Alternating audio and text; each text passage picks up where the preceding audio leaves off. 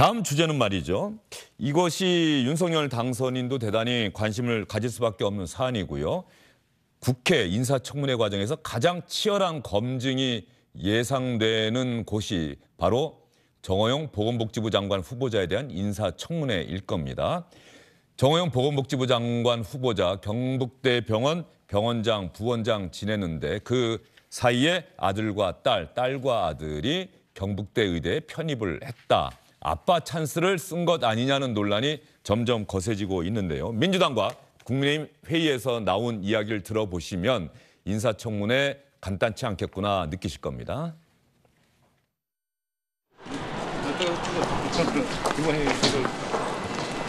정호영 보건복지부 장관 후보자 자녀들의 편입학 특혜 논란과 관련한 각종 의혹들에 대해 사실관계들을 직접 확인하고 검증에 필요한 자료를 요구하기 위해 이곳 경북대학교 의대와 병원을 방문했습니다. 두 자녀가 경북대 의대 편입을 염두에 두고 아버지를 활용한 스펙 쌓기로 보인다고 하는 이른바 아빠 찬스 논란이 일고 있습니다. 윤석열 당선인이 그토록 주창했던 공정과 상식과 정면으로 반하는 장관 후보자 자녀의 아빠 찬스 편입학 특혜 논란에 대해 민주당은 국민들의 요구를 받도록 철저히 검증하고 조사할 예정입니다. 정호영 복지부 장관 지금 여러 의혹이 계속해서 나오고 있는데요. 국민의힘 입장에서는 어떤 의견이신가요? 지금 언론에서 단편적으로 의혹 제기를 하고 있고 그 의혹이 사실인지 여부에 대해서는 아직 확인이 되고 있지 않은 그런 상황입니다. 청문회를 통해서 우선 그 부분에 대해서 검증을 할 필요가 있다 이렇게 생각하고 있습니다. 자, 최이배 비대위원, 이건 아무래도 민주당이 더 큰 관심을 갖고 있는 것 같은데 어떤 부분이 가장 문제가 된다. 그리고 조국 전 장관 자녀들의 문제를 이 문제와 함께 결부시키는 시각이 많은 것 같아요. 일단 정호영 후보가 왜 장관 후보로 올라왔을까라고 했을 때 지금 윤석열 당선인과의 40년 지기 친구다라는 게 이제 첫 번째 이유로 설명이 됐었거든요. 그러니까 어떻게 보면 능력 위주로 장관을 추천했다라고 하지만 별로 그렇지 않아 보이고 결국은 자신과 가까운 사람, 지인들 중심으로 지금 내각이 구성되는 거 아니냐라는 비판에 정 한가운데 있던 분인데 이분이 지금 자녀 둘이 자신이 병원 부원장하거나 원장할 때 아들과 딸이 지금 이제 경북대 의대에 편입학한 거고 그 부분에 대해서는 지금 청문회를 아직 이제 하면서 이제 자료가 더 계속 나와야겠지만 지금 나온 자료만 보더라도 봉사활동을 경북대에서 했고 또 그 봉사활동한 점수가 서류 전형의 또 한 부분을 차지할 수 있는 그런 상황이기 때문에 이거는 아빠 찬스의 논란을 굉장히 그 근거가 확실히 이제 될 수 있다라는 생각이 듭니다. 그래서 이 측면에서 어떻게 보면은 이제 조국 전 장관의 조민 씨의 그런 이야기들이 너무나 흡사하게 이제 오버랩이 되는 상황이기 때문에 지금 단정 지을 수는 없겠지만 아무튼 청문회에서 이런 부분들 면밀하게 볼 수밖에 없고 지금 그런 자료 요구나 또 그리고 해명을 요구하고 있는데 지금 정호영 후보자께서 그걸 또 해명을 제대로 하지 않고 계세요. 일단은 청문회 때 가서 하겠다. 근데 그게 이제 다 지난번 조국 전 장관이 보여줬던 모습과 굉장히 이제 똑같거든요. 그런 측면에서 좀 선제적으로 대응하지 않는 모습이 이제 더 실망감을 주고 있다라는 생각입니다. 조국 전 장관의 자녀 문제 지금 복귀를 해보면 8월이었죠. 2019년 8월인가요? 그때 언론에서 이제 기사가 크게 났었죠. 논문에 제일 저자로 등재가 됐다. 이런 언론 보도가 나오면서 검찰이 그다음에 전격적으로 압수수색을 하고 이렇게 수사가 시작이 되는 것이거든요. 자, 지금 상황도 똑같이 언론 보도가 잇따르고 있어요. 그리고 봉사활동을 한 이력이 편입 과정에서 중요하게 작용한 것 같은데 이게 정말로 진짜일까? 그리고 아들의 경우에는 논문을 썼다고 하는데 학부생이 이 논문은 정말 진짜일까? 이런 의혹들이 불거지고 제기되고 있는 건 아니에요? 그렇기 때문에 제가 원칙적으로 지금 며칠 내내 말씀드리는 게 있습니다. 아직까지 정확한 사실관계가 파악은 안 됐습니다만 검증의 잣대를 우리가 이야기할 때요. 국민의힘이 과거 조국 전 장관에게 제시했던 검증의 잣대, 그 기준보다 완화되어서는 안 된다. 오히려 더 엄격하게 윤석열 정부 초기 내각 인사들에 대해서 국민의힘이 먼저 앞장서서 검증해야만 우리 대한민국 국민들로부터 5년 만에 정권 교체를 하게 해주신 국민들로부터 인정을 받을 수 있을 것이다라는 건 분명한 대전제 원칙이고요.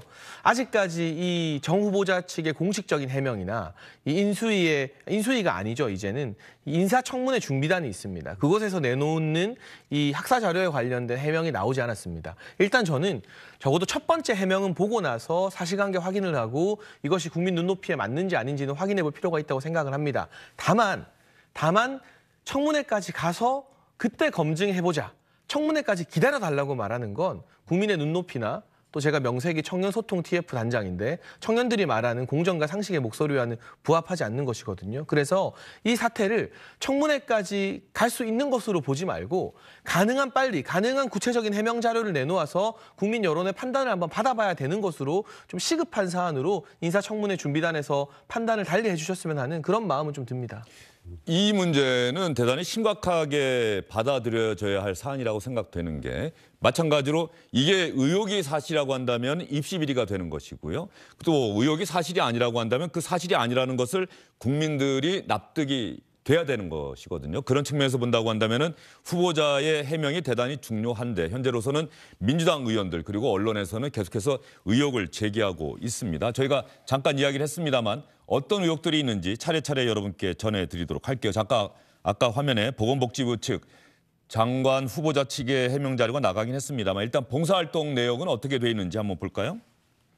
딸, 아들 모두 다 대상이 되는 건데 말이죠. 정호영 후보자의 딸은 2016년 1월과 7월에 환자 검사실 안내 업무를 지원했고 환자 이송 업무 이런 봉사활동을 했다는 것이고요. 후보자의 아들은 2015년 1월, 2016년 1월과 7월 환자 이송 지원, 병원 물품 정리, 봉사활동했다는 것이고요.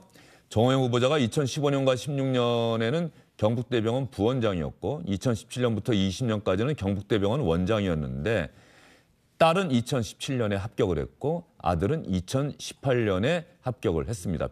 경북대 병원 원장일 때 자녀가 경북대 의대 편입을 해서 시험을 봐서 합격을 했다는 것이고 자 그렇다고 한다면 경북대 병원장이었던 후보자의 입김, 영향력이 작용한 것 아니냐 뭐 한마디로 이런 건 아니겠어요? 예, 뭐 그냥 일반적인 상식으로 봤을 때 그 정도의 이제 의혹은 당연히 일반 국민들도 가질 수밖에 없는 거고요. 앞서 말씀하신 것처럼 이런 부분에 있어서 청문회 때 그때 가서 해명하겠다라고 미룰 일이 아니라 지금 빠르게 자료도 내고 해명할 수 있으면 하고 안 되면은 이제 그런 부분에 대해서 인정할 게 인정하고 뭐 사퇴하는 것이 올바른 정석의 길이 아닌가 싶습니다. 예, 지금 계속해서 화면에 관련한 의혹, 뉴스 리포트에 나갔던 그런 내용들이 화면에 나가고 있는데 말이죠.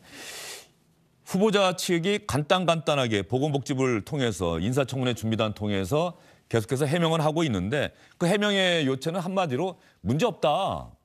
그냥 편입시험 본 것이고 또 편입시험 면접이나 이런 건 전부 블라인드 테스트였기 때문에 누구의 자녀인지를 알 길이 없고 그 테스트에 들어갔던 면접에 들어갔던 교수나 의사들도 다 나름대로 명망 있는 의사들이고 인원이 많은데 누구 하나 뭐 병원장이 부탁했다고 들어줄 상황이 아니었다.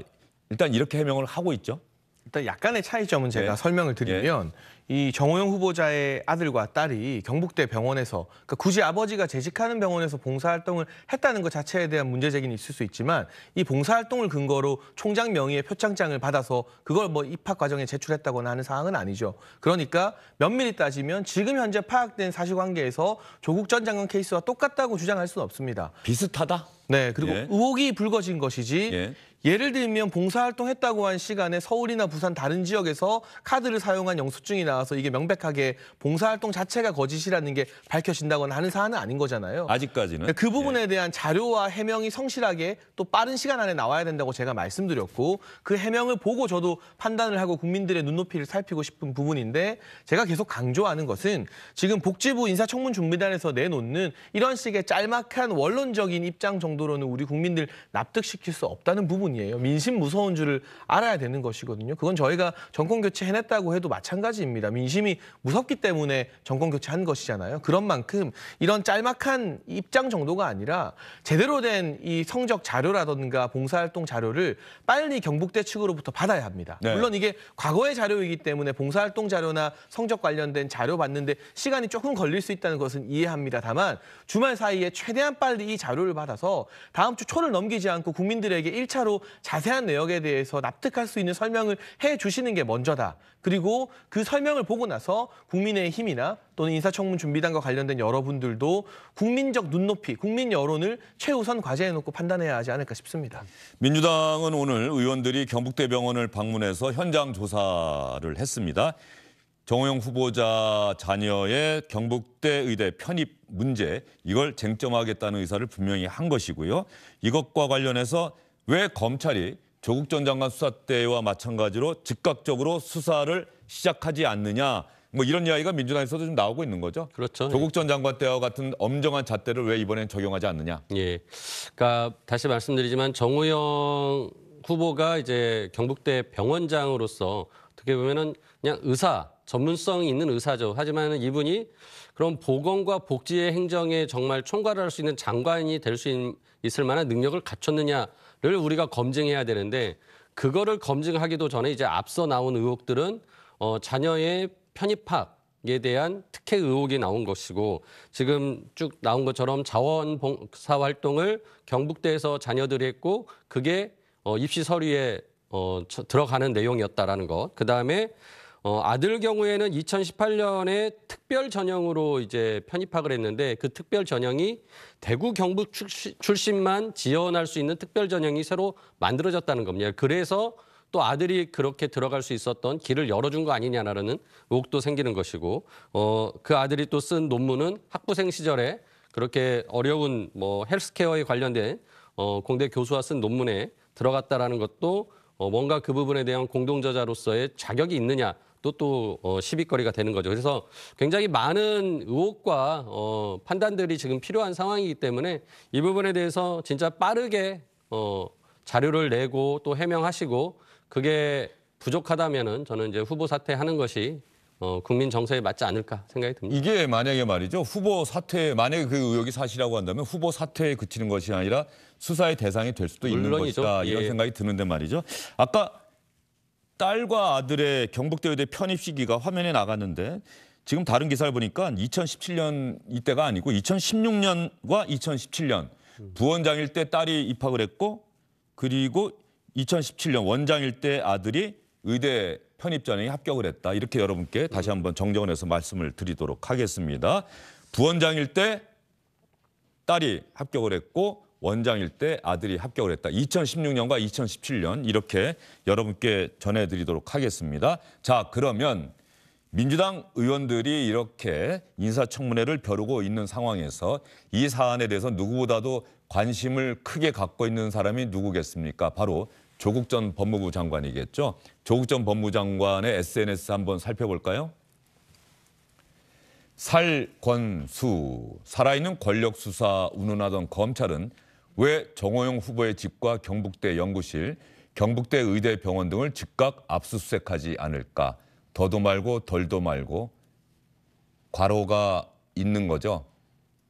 내 가족 수사할 때와 똑같이 해라.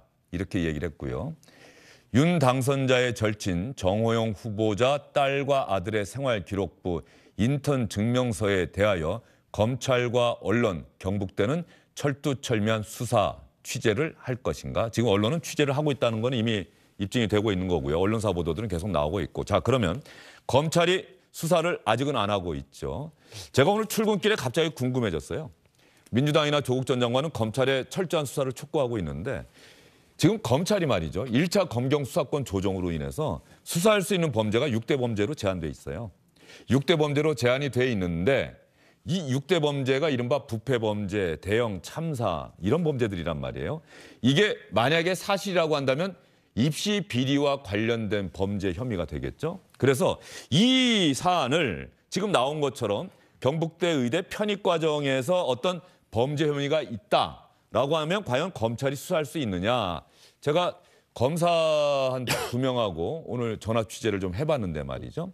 이게 상당히 애매한 구석이 있어요. 그리고 결론적으로는 경찰이 수사를 해야 합니다라고 얘기가 나오는 게 이 입시 비리와 관련해서 적용될 수 있는 게 뭐 직권남용. 그런데 직권남용은 말이죠. 경북대 병원장이 직권남용이 아니라 입시 비리를 입시와 관련된 사무를 총괄하는 이른바 뭐 학생처라든가 뭐 입시처라든가 이런 데가 있지 않겠습니까? 교무처, 네. 학생처.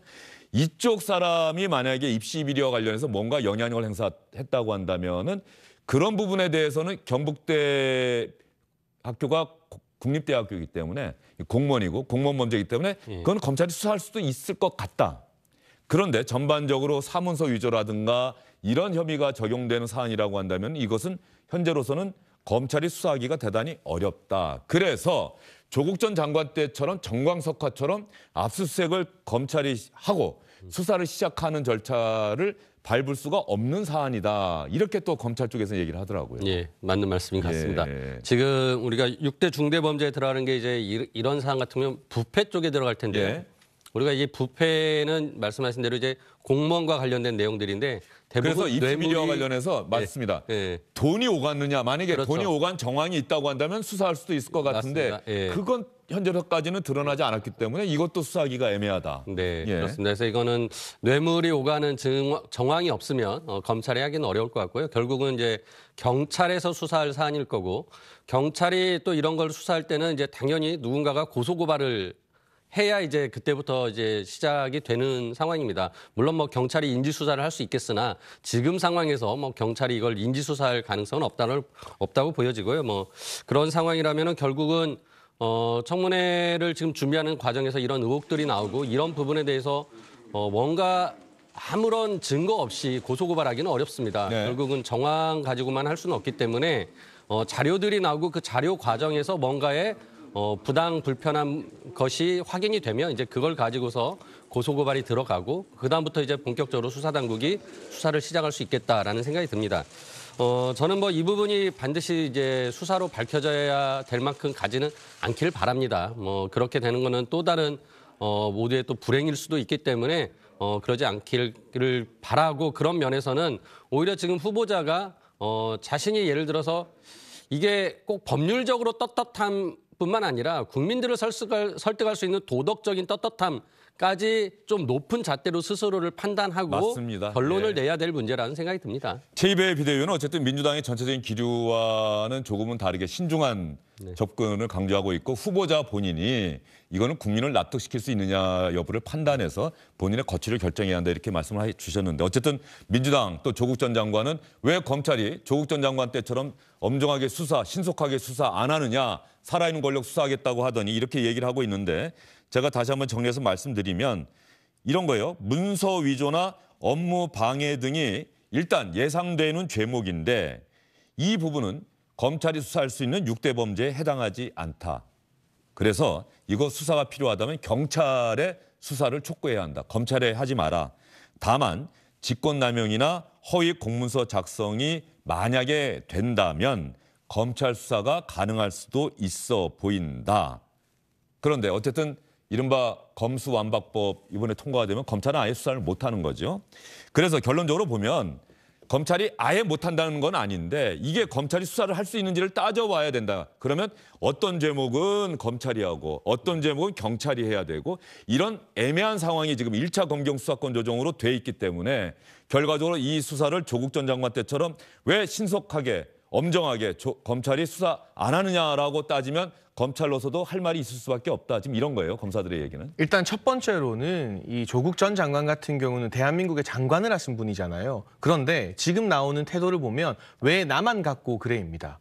본인의 어떤 관련된 재판, 배우자의 대법원 확정 판결 등에 대해서 아직도 인정하거나 사과한 적이 단 한 번도 없으시죠. 판결에 대해서는 인정을 공식적으로 안 한 걸로 알고 있는데 이 상황에서 객관적으로 봐도 조국 전 장관 사태보다는 아직 의혹 제기도 훨씬 더 덜한 수준인 이 상대 진영의 장관 후보자를 보고 수사해야 된다, 왜 나만 갖고 그래 하는 것은 대한민국의 장관까지 하셨던 분이 보일 만한 자세는 아니라는 생각이 들고요. 그렇다 하더라도 제가 이 사건을 이 정호영 후보자에게 들이운 의혹에 대해서 봐줘야 된다, 기준 잣대를 낮춰야 된다고 말한 적은 한 번도 없잖아요. 당연히 필요하다면 여러 가지 객관적 검증 절차가 있어야 되는데 지금 언론이 열심히 취재하고 있습니다. 하지만 나오고 있는 취재의 어떤 보도 방향이나 보도의 깊이가 조국 전 장관 사태 때에 비하면 아직까지는 이 뭐가 의혹이고 뭐가 사실인지 드러나지 않은 상태이고 검찰의 수사와 관련해서도요. 이 1차 검경 수사권 조정 실무 책임자가 조국 당시 민정수석이었습니다.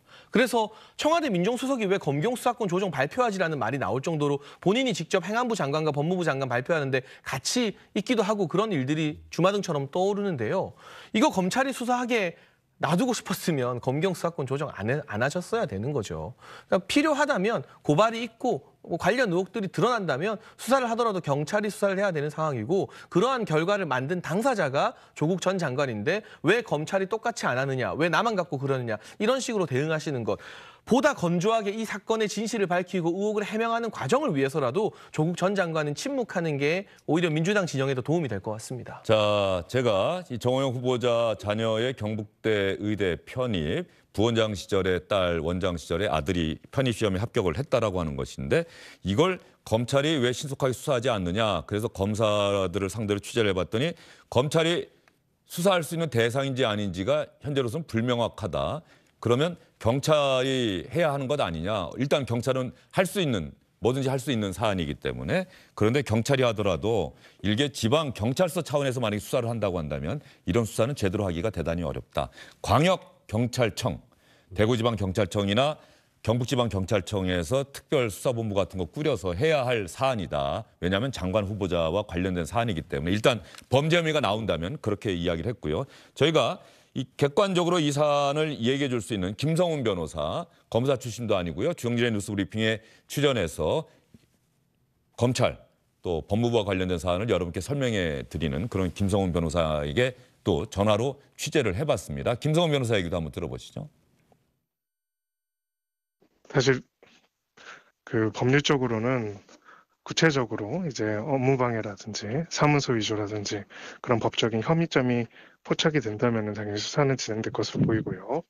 다만 이제 그 사이에 검경 수사권 조정이 있었고 지금 아마 기본적으로 사무소 위조나 업무방해 같은 경우에는 경찰에서 수사를 진행을 할 것이기 때문에 구체적인 고발이 있다면 수사를 진행할 것으로 보입니다. 근데 이제 고발이 없는 상태에서 소위 인지라고 하죠.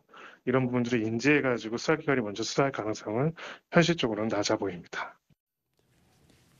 이 검찰 개혁이라고 하는 것이 민주당이 이제 국민적 요구고 시대적 요구다라고 해서 가는데 일단 뭐 과도기전 혼란은 불가피하다는 건 국민들도 다 이해를 하겠습니다만 어쨌든 현 상황에서는 이거 검찰이 조국 전 장관 때처럼 신속하게 엄정하게 뭐 압수수색한다거나 이러기가 대단히 어려운 상황이라는 거는 김성훈 변호사 얘기에도 드러나요. 예, 맞습니다. 뭐 지금 이제 절차라는 게 이제 좀 더 복잡해진 건 사실입니다. 그런 측면에서 국민적인 불편함도 있다라는 게 지금 사실이고 그런 부분들을 부작용들을 우리가 또 치유하고자 2차 검찰 개혁을 또 빠르게 해야 된다라는 뭐 말씀도 드립니다. 예, 알겠습니다. 만약에 경찰이 압수수색하기 위해서 영장을 신청한다면 검찰이 그 영장을 어쨌든 청구를 해줘야 하니까 그렇죠. 예. 그때 또 판단을 해야겠죠. 맞습니다. 예. 예. 경찰이 신속하게 하겠다고 한다면 검찰도 그 영장을 신속하게 또 청구를 해줘야 되지 않겠습니까? 범죄 혐의가 소명된다는 전제하에. 그에 합당한 증거나 아마도 지금 이 과거 동양대 사건과 차이점이라면 경북대 내부에서 이게 문제가 있었다는 내부 폭로나 추가적인 증언 등이 나오지 않고 있거든요. 그래서 조금 더 언론의 취재라든가 의혹이 제기되고 해명하는 과정을 일단은 지켜봐야겠습니다만 똑같은 기준을 적용한다 해서 혐의나 이런 증거들이 나오지 않았는데 무조건 압수수색 영장 받아줘라는 것도 공정과 상식에는 맞지 않는 거죠. 일관된 기준으로 해야 되는데 다만 검찰이 지금 수사하지 않는 것의 책임은 검찰이 눈치 보기를 하는 것이 아니라 검경 수사권 조정을 직접 실무적으로 매듭지었던 조국 전 장관이 만든 제도 때문이다. 이 점은 좀 분명히 하고 싶습니다. 알겠습니다. 자, 관련된 소식으로 넘어가 보도록 하겠습니다. 이른바 검수완박 법안. 민주당은 오늘 법안을 발의했다고 공식적으로 발표했습니다. 석 달의 유예 기간을 두겠다라고 하는 겁니다. 그러니까 검찰이 현재처럼 이 법안이 통과가 된다면 석 달 동안은 과도기적으로 수사를 하겠습니다만 그 석 달이 지나게 되면 이달 말에 통과하게 되고 5월 초에 공포가 된다고 한다면 8월 초면은 이제 검찰의 수사권은 완전히 없어지게 되는 것이죠. 이런 상황에 대해서 한동훈 법무부 장관 후보자 오늘 아침 출근길에 작심 발언을 쏟아냈습니다. 검수완박 입법이 시행되면 힘센 범죄자들은 사실상 제도적으로 죄짓고도 처벌받지 않게 됩니다. 그 법을 발의하신 황운하 의원님 말씀처럼 현실에 엄연히 존재하는 범죄 자체가 증발하는 거죠. 그리고 서민 민생 범죄는 캐비넷에서 잠자고 서민들은 권리 구제 자체를 포기하게 될 겁니다. 결국 이 법안이 통과되면 피해를 보는 것은 오로지 힘없는 국민들 뿐입니다. 민주공화국에서 검찰의 할 일은 그런 힘없는 국민들을 범죄로부터 보호하는 겁니다. 그리고 할 일을 제대로 하는 검찰을 두려워해야 할 것은 오직 범죄자뿐입니다. 이제는 지난 5년간 무슨 일이 있었길래 이렇게 명분 없는 야반 도주구까지 벌여야 되는지 국민들께서 많이 궁금해하실 거라고 생각합니다. 지금 이 법이 통과돼서 국민들이 입게 될 직접적인 피해가 너무 즉각적이고 심대합니다. 그 내용을 국민들께 잘 설명하는 것, 그것이 별것 아닌 것 같지만 가장 유효하고 진정성 있는 방안이 될 거라고 저는 생각하고 있습니다. 검수완박법안 추진에 대해서 야반도주라고 하는 표현 쓰면서 강하게 비판을 했고요. 이런 법안이 통과가 되면 국민이 피해를 볼 것이다. 그리고 검찰을 두려워할 사람들은 범죄자뿐이 없다. 이렇게 한동훈 후보자는 이야기를 했습니다. 자, 그러면 민주당 이야기도 여러분께 들려드려야겠죠. 박홍근 원내대표, 오늘 법안 발의했다고 제가 여러분께 말씀드리지 않았습니까? 이른바 검수완박법안, 민주당에서는 검찰 정상화 법안이다. 이렇게 이름을 짓고 있는데 말이죠. 박홍근 원내대표 얘기도 들어보겠습니다. 저희로서는 이 과정이 어떤 특정 인물과 사건을 염두에 둔 그런 정치적 대응이 아니라 앞으로 다시 이 권력기관을 다시 이렇게 견제와 균형으로 개편할 수 있는 기회가 다시 올지 모르는 상황이다 보니 우리로서는 이번 4월 국회에서 처리할 수밖에 없다라고 하는 당론을 정한 것이다. 이래서 이렇게 소상히 말씀을 드렸고요. 자, 이렇게 검수완박 법안에 대해서 검찰 또 법무장관 후보자는 명확하게 반대 의사를 밝히고 있고 민주당은 추진 의사를 분명히 했습니다. 오늘 법안까지 발의를 했어요. 그런데 최이배 비대위원님, 이런 상황에서 박병석 국회의장, 이게 필리버스터를 정의당의 협조를 민주당이 받아서 필리버스터를 중단시키든지 아니면 어제도 얘기했던 것처럼 회기를 끊어서 언제 종료시키고 그럼 필리버스터도 자동으로 끝나고 그 다음 날 하루짜리 또 회의를 열어서 거기에 바로 법안을 상정을 해서 통과시킨다. 그런데 가장 중요한 거는 법안을 상정해야 되잖아요. 이 법안 상정 권한은 박병석 의장이 갖고 있잖아요. 맞습니다. 그런데 박병석 국회의장이 23일부터 열흘 일정으로 미국 이쪽으로 해외 출장이 잡혀 있다는 거예요. 그러면 사회권을 넘기고 가느냐 안 넘기고 가느냐에 따라서 만약에 사회권 안 넘기고 가면 민주당이 하고 싶어도 못한 상황이 된 건 아닙니까? 네, 결국은 지금 오늘 15일인데요. 금요일.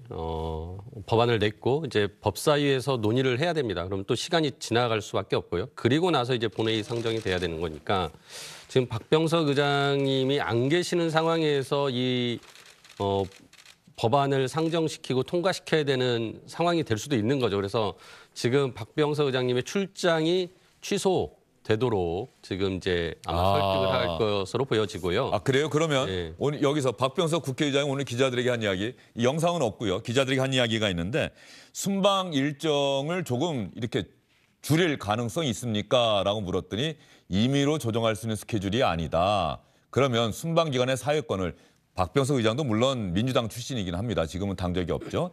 김상희 국회부의장, 민주당 몫의 국회부의장이죠. 김상희 국회부의장에게 사회권을 넘길 거냐 다음에 말씀드리겠다. 얘기를 안 하고 있어요. 그러니까 이제 굉장히 지금 박병석 국회의장도 갈등하고 있는 상황입니다. 그래서 어떻게 보면은 본인이 지난번에 이제 언론중재법을 막아섰던 또 그 역할을 하셨거든요. 그러니까 여야가 합의하지 않고 특히나 시민사회단체나 또 언론에서도 강력하게 반대를 했기 때문에 이 부분에 대해서는 의장이 상정하지 않겠다. 다시 한번 논의를 하라라고 해서 미디어 특위를 또 국회에서 설치하게 만드는 그런 역할을 하셨던 분이기 때문에 지금 상황에서 굉장히 부담이 되실 거고 갈등을 하고 계실 거라고 봅니다. 만일 본인이 이거를 해외 출장을 가면서 마치 기피하고 이거를 막게 하는 모습을 보이기보다는 취소하고 본인이 끝까지 책임을 지는 모습을 보이든지 아니면 진짜 그런 갈등의 최종적인 어떤 이제 그 타협안으로 사의권을 이제 김상희 부의장에 넘기고 본인은 한 발 뒤로 뺄 수 있는 모습을 가질 건지 이런 모습이 과연 이제 국회의장으로서 자신의 정치를 어떻게 보면 마무리 짓는 분위기이기 때문에 지금 쉽게 결정하지 못하고 계속 고민 중에 있는 걸로 서로 알고 있습니다. 예, 박병석 의장과 박홍근 민주당 원내대표, 권성동 국민의힘 원내대표가 만나는 장면도 화면에 나가는데 말이죠. 이 원내대표들이 박병석 의장 서로 우리 편 만들기 위해서 애쓰지 않겠습니까? 근데 왜 이렇게 큰 부담을 박병석 국회의장에게 드리는지 잘 모르겠어요. 언론중재법 개정안 때 결과적으로 박병석 의장이 여야가 합의해 오십시오. 네. 이것 때문에 결국은 언론중재법 개정안은 상정이 안 됐고 처리가 안 됐어요. 당시 돌이켜보면 네. 언론중재법 개정안에 대해서 소위 진보적인 시민단체도 다 반대 의견, 부정적인 의견을 냈거든요. 지금과 어떤 면에서 좀 비슷한 상황이죠. 네, 지금도 마찬가지입니다. 민변 참여연대도 다 반대하고 있지 않습니까? 국민의힘만 반대하는 것이 아니라 민변과 참여연대가 반대하고 정의당도 우려를 나타내고 있고 정의당도 반대했죠. 이번 네. 4월 임시국회에서 처리하면 안 된다. 보류해라. 결정적으로 문재인 대통령 검찰개혁의 이론가로 알려진 인하대 법학전문대학원 김인혜 교수도 반대하고 있습니다. 중앙일보 인터뷰에서 2번이나 지금은 검경 수사권 조정으로 현장에 혼란이 굉장히 많은데 이 제도부터 안착되는 게 우선이다. 아까도 정호영 후보자 검찰이 수사할 수 있느냐 없느냐도 지금 현재 대단히 헷갈리는 상황이 됐단 말이죠. 그러니까 이 검경 수사권 조정조차도 안착되지 않은 상태에서 또다시 무리하게 대한민국 사법제도의 근간을 흔드는 제도를 밀어붙이는 것에 대해서 대다수의 진보 시민단체나 문재인 대통령 검찰개혁 이론가로 불리는 김인혜 교수 같은 지식인도 반대하고 있는데 유독 민주당 내부에서 강경파 의원들이 이 상식적인 비대위원들 아마 최입의 비대위원이나 또 뭐 권지웅 비대위원, 박지원 공동비대위원장 반대 의견을 내고 이 존경하는 중진인 이상민 의원 이런 분들이 우려를 나타내도 그냥 무시하고 힘으로 밀어붙이고 있는 것이잖아요. 그러니까 박병석 국회의장도 고민하는 것이겠죠. 만약 민변이나 참여연대, 정의당 등이 찬성하면서 이게 보수 진보의 진영 대결로 갔다면 박병석 국회의장의 고민이 지금처럼 깊지는 않았을 겁니다. 그런데 이걸 통과하게 됐을 때 많은 사람들이 반대한 것을 통과한 국회의장으로 역사의 기록이 남아서 나중에 이로 인한 부작용이 이 국민들에게 피해를 줄 때마다 박병석 의장의 이름이 소환될 걸 생각하면 박 의장도 쉽게 결단을 내리지 못할 것 같고요. 지금 민주당 강경파가 박 의장뿐만 아니라 문재인 대통령에게도 부담을 전가하고 있거든요. 김호수 총장이 면담 신청했는데 청와대가 일단 거부했습니다. 근데 이 부분 결국 문재인 대통령의 입장을 국민들이 궁금해할 수밖에 없는 상황이 연출된 것만으로도 너무 많은 정치적 부담을 여러 곳에 전가하고 있어서요. 이건 빨리 접는 게 순리대로 가는 수순이 아닌가 싶습니다. 네, 두 분과 함께 우리 시청자분들께서 보내주신 질문을 지금 준비가 됐으면 한번 잠깐 볼 수 있을까요? 자, 어떤 내용의 질문들이 많은지 그냥 보겠습니다. 예. 일반적 국민 시선에는 아버지 병원에 자녀 2명이 편입한다는 특혜로 보일 수밖에 없다. 이게 정호영 후보자와 관련한 질문이 온 거예요. 조국 장관 때와 같은 방법으로 압수수색해야 한다. 그렇게 조국 비난해놓고 왜 동일한 유형의 문제가 될 만한 후보자를 지명한 건가요? 검찰 수사권 다 뺏어놓고 뭔 수사를 하라는 거야. 저희가 지금 다 얘기를 했던 사안인 것 같죠? 예. 뭐 보태실 말씀 있습니까? 아니요, 특별히 없습니다. 예, 시청자들의 질문이 저렇게 왔다는 점 여러분께 말씀드리겠습니다. 일단 두 분 오늘 여기서 인사를 드리도록 할게요. 수고 많으셨습니다. 감사합니다. 자, 그러고 두 분을 보내드리면서 말이죠. 오늘의 인수위원회 현장을 취재하고 있는 기자와 함께 알아보도록 하겠습니다.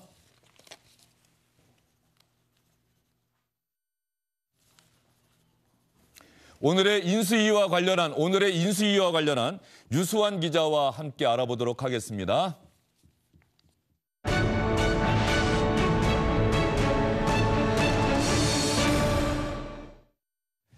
자, 인수위원회를 취재하고 있는 유수환 기자와 한번 알아보도록 하겠습니다. 유수환 기자, 어제 저는 SBS 8시 뉴스에서 단독으로 윤석열 당선인과 안철수 위원장이 저녁 식사를 함께하고 있다. 가장 먼저 정확하게 내보냈어요. 이거 취재 어떻게 된 겁니까? 네, 맞습니다. 어제 안철수 인수위원장 아침 일정, 공식 일정을 전면 취소하고 칩거에 들어갔습니다. 저희 취재 기자들이 아침부터 자택 앞에서 하루 종일 밀착 취재를 했습니다. 저도 그 현장에 있었는데요. 당초 안 위원장은 아침 일찍 부인 김미경 씨와 함께 나간 걸로 알려졌었는데 오후에 알려진 걸 들어보니 안 위원장은 핵심 측근들과 모처에서 긴급 회의를 하고 있고 앞으로 대응 방안을 논의하고 있다고 알려졌습니다. 문제는 이제 윤 당선인이 같은 시각 남은 내각 인선 발표를 마무리했었는데요. 이 자리에서 이제 기자들이 공동정부 구성 사실상 무산된 건 아니냐는 질문을 여러 차례 했습니다. 이 자리에서 이제 윤 당선인은 짜증 섞인 반응을 보이기도 했는데요. 이 공동정부라는 건 같이 훌륭한 사람을 찾는 과정이다. 그리고 이런 자리는 인선 발표 자리니 그런 질문을 좀 삼가해달라라는 취지로 말을 했었는데요. 그러다가 이제 안 위원장과 윤석열 당선인이 저녁 식사 만찬을 하고 있다라는 소식이 전해졌습니다. 이 막전 막후를 저희가 취재를 했었는데요. 제일 먼저 취재가 됐고요. 먼저 장제원 당선인 비서실장과 이 안철수 위원장 측의 김도식 인수위원이 막판까지 회동을 성사시키기 위해 노력한 걸로 전해졌습니다. 그러면서 이제 강남에 있는 모처에서 저녁 식사가 2시간 반가량 이어졌고요. 이 자리에서 대통령실 등의 남은 인선 등에 관한 논의를 한 걸로 보입니다. 예, 유수환 기자, 어제 저녁 윤석열 당선인과 안철수 인수위원장의 만찬 회동, 갈등을 봉합하고 갈등을 해소하는 그런 중요한 자리였다는 점에서 SBS 현장 기자들이 어제 취재를 한 것은 정말로 상찬받아 마땅하다 이런 생각이 드는데 말이죠. 그러면 중요한 것은 유수환 기자가 보기에도 말이죠. 윤석열 당선인과 안철수 위원장의 갈등이 어제 저녁 식사 자리를 계기로 완전히 해소됐다 이렇게 보입니까? 네, 맞습니다. 짚어주신 것처럼 하루의 만남만으로 갈등이 봉합됐을까라고 보는 데에는 사실 이견도 있습니다. 실제로 안 위원장 오늘 아침 출근길에서 입장을 밝히면서 사실 공동정부 정신을 좀 훼손할 만한 일이 있었다라는 표현을 하지 않았습니까? 이 표현에 담긴 거는 지난 인선, 그러니까 이제 마무리된 내각 인선 과정에서 본인이 배제됐다는 어떤 점을 남긴 겁니다. 그럼 앞으로 인선 과정, 이제 남아있는 인선이 민관합동기구 혹은 이제 각 부처 차관 그리고 대통령실 인선 등이 있습니다. 이런 과정에서 과연 안철수 위원장의 어떤 추천 인사가 반영이 될지 또 지난 이제 명단조차 공유되지 않았다라는 이 안 위원장 측의 불만도 전달이 됐었는데 이런 부분도 해소될 수 있을지 또 실질적인 공동정부 구성이 가능할지가 또 주목되고 있습니다. 네. 오늘도 인수위원회를 열심히 취재하고 있는 유수환 기자와 함께 오늘의 인수위 특히 윤석열 당선인과 안철수 위원장의 갈등 해소 이 부분 집중적으로 짚어봤습니다. 유수환 기자 수고 많았습니다. 안녕하십니까, 주영진입니다. 더 많은 뉴스와 라이브 이벤트를 보고 싶으시다면 화면 오른쪽을 눌러서 구독해 주시기 바랍니다. 저희 SBS 앱을 다운로드 받으시면 뉴스 속보 알림도 받아보실 수 있습니다. 텔레비전으로도 SBS 뉴스, 유튜브로도 SBS 뉴스 잊지 마시기 바랍니다.